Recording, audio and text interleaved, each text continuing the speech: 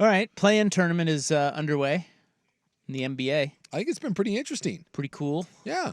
The Laker game was great, except for Zion blowing out a hammy again.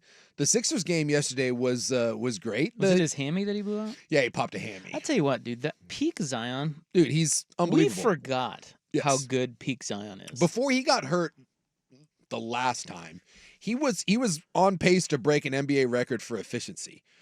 And like no one notices him because he's down there in New Orleans and he's kind of in and out of lineups. But when he is on, he can't be stopped. He is unbelievable, but he can't stay healthy. Would there be any circumstance in which you'd invest in that guy? No. Just at this point, what? Just none, huh? I mean, I'm not talking about like a Russell Wilson type situation where he just you know it doesn't cost you anything to get him. You're gonna have to invest in him. I mean, he's still, what is he? 24? He's super young.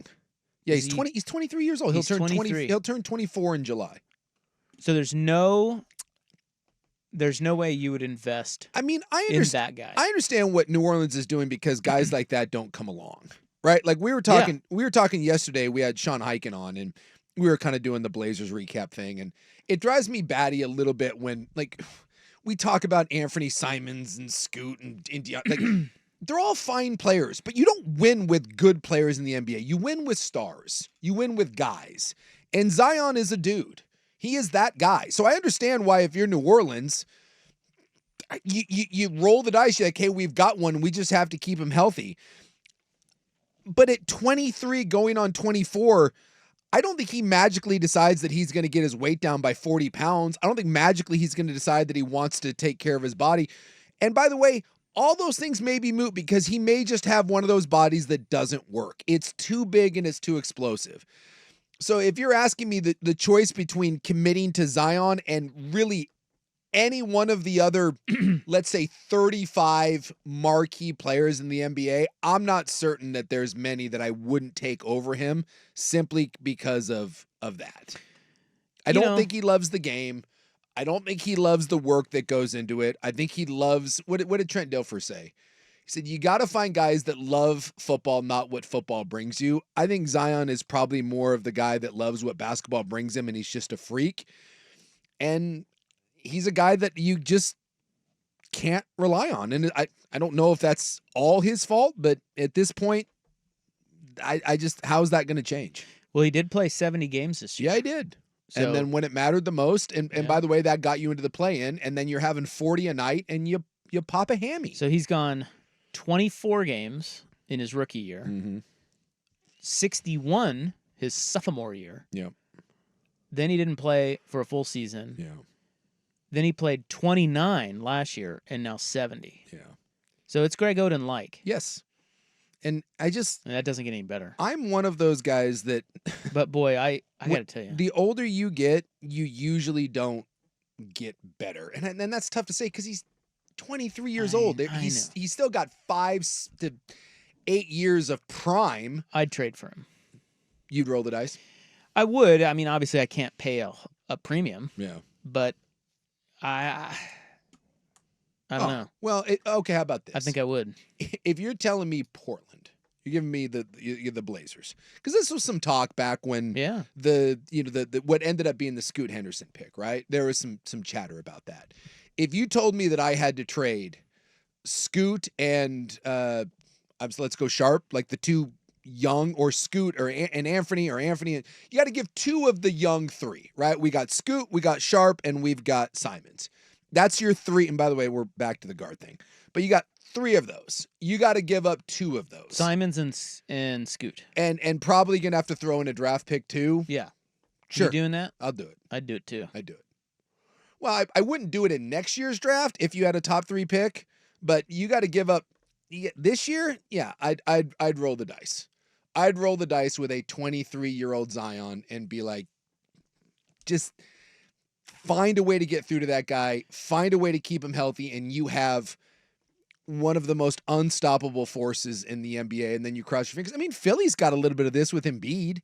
I mean, Embiid's an MVP, and when he's playing, Philly can beat most teams in the NBA and is a legitimate title contender, but you're always holding your breath and hoping that he can be out there. And I think with a guy like Embiid and probably with Zion, the goal, Shaq had this, the goal is not to get him 70 games. The goal is to get 65 out of him. 65 and be healthy during the postseason.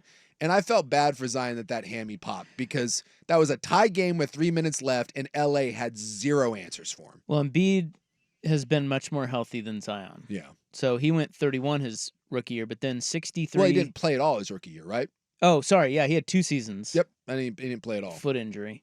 So his first year, 22 years old, he was 30. He played 31 games. Then he went 63, 64, 51, 51, 68, 66. And this year, back down to 39. And by the way, I think that's just what you're going to get out of Embiid. He's not ever going to give you 68, 70 games, and that's fine. I don't really know why these bigs even play before February. Well, that was my thing with Yao. I was always up to Yao Ming. I was like, just sit his ass for 50 games, and then you've got 30 to ramp him up, and then have him play in the postseason. Something tells me Adam Silver would poop a nickel. Remember tail end of his career, Roger Clemens was doing that? He'd be like, he wouldn't start games till he was in like late June, and they'd get ready for a playoff run, and there you go. Let's be honest, Shaq did this for most of his career. Be like, Shaq was the revolutionary on all this. He'd be like a month before the season, and then Shaq's like, I gotta have toe surgery. And you're like, why didn't you do this at the beginning of the summer? I don't want to talk about it. He'll be back in March. Yeah. And then they'll win another title. And he'll be back, and he was, would always come into camp kind of fat and out of shape for Shaq. And by the time the playoffs rolled around, you're like, oh my God, here he comes again. It'd be nice if you could find guys that were motivated to be year-round beasts, but but with those big dudes, man, they got a pace. Yes. 82 games is too much for them. And then you got the postseason. Yeah. Get out of here with that. They're not stupid. Yeah. They ride them too hard. So those, especially the brittle big guys. Yep. So I don't know. Anyway, on the AAA heating and cooling poll question today, which of these words best describes the NBA's play-in tournament? Meh gets 60% of the vote so far. 23% said lame. So 83% are indifferent or hate it. Only 17% said rad. I'd vote for rad. It makes the end of the year more interesting because you're fighting for seeding. And I don't know. I think those one-and-done games are interesting. Now, some of them end up being duds. Like the Golden State-Sacramento game wasn't really competitive, but it still was. I ended up watching at the end because I thought that it was and I still do, it was the end of a dynasty. And watching Clay leave the floor, it got my eyeballs. And I promise you that the last game of the regular season wasn't going to do that. So I do think there's some intrigue to it, and I think it makes it interesting. And, kind of the shuffling and like Philadelphia is a team that no one in the 1, 2, or the 1 or 2 spot wanted to see Philadelphia. So I just, if you're not an NBA fan, I can see where this doesn't move the needle for you. But if you're a casual NBA or a diehard NBA fan, I don't know how you can say that the play-in thing hasn't been good. It's like when the playoffs expanded in Major League Baseball. If you like baseball and it gives you more meaningful baseball and not oversaturated, it's not like expanding the NCAA tournament to 96. This has been a win-win for me. Well, anytime you get a sport where they play the 7-game series to decide who's better. Yeah. If you get those same sports into one and done scenarios, in other words, a game 7 scenario, you got something. Yes. It has it. It has that juice. Yeah. And that's what these games have. Or at least I think on some level. And they, the last few weeks, last month of the NBA season is a total bore. Yep. It's pretty much all seeding it's not pretty much all decided, but some teams don't care. Other teams are tanking. It's just a mess, and it's really boring. And it's like, why don't we just end this and just start with the seeding that we have here? So this way, it keeps some teams going. They're playing harder down the stretch because they want to avoid the play-in. Yes, they want to get into those seeds where they don't have to play in the play-in tournament. Yeah. So it kind of keeps it's.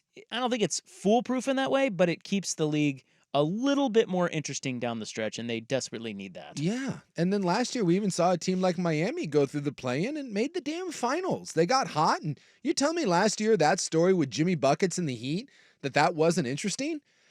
I mean, I know that for me it was a bit nauseating, but this year down the stretch, the Laker-Warrior thing, and those two teams to me are irrelevant, but it gave some juice to some of the talk that, you have two all-time greats in Steph and LeBron that are fighting to be one of those play-in teams. And is that a team that Oklahoma City or Denver? I mean, it adds some intrigue to it. I just don't see the negative behind it. Even if you don't love it, I don't see the negative.